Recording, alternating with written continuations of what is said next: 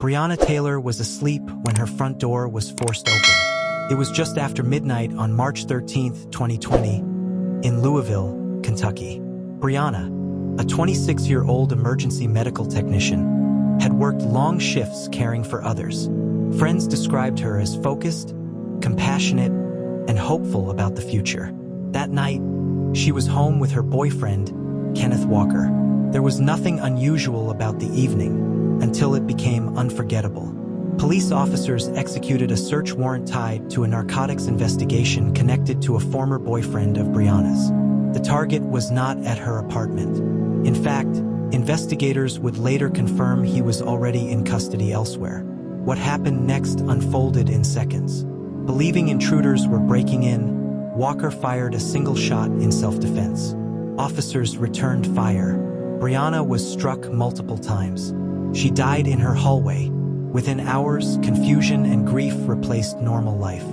Her family struggled to understand how a woman with no criminal record could be killed in her own home during a police operation aimed at someone else.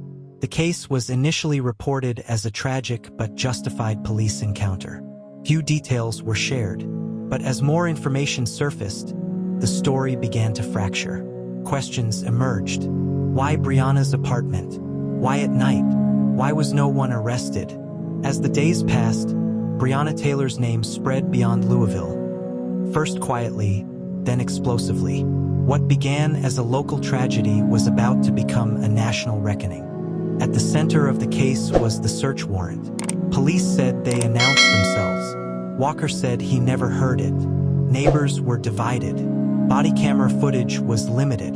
The facts were contested, and each version told a different story. Investigators confirmed that the warrant was tied to an ongoing drug case, but no drugs were found in Breonna's apartment. The suspect police were seeking did not live there and was miles away at the time of the raid. That revelation shifted public perception. Why had a no-knock warrant been approved? Why had the apartment been included? And why was the operation carried out after midnight? As Breonna's family pressed for answers, internal police reviews began. Officers involved were placed on administrative duty. The city released partial findings. Trust eroded.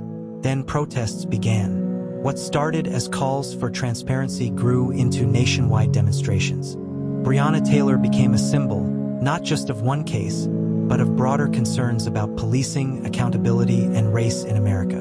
Her story joined others already in the public consciousness. But Breonna's case was different. She hadn't been stopped. She hadn't been arrested. She hadn't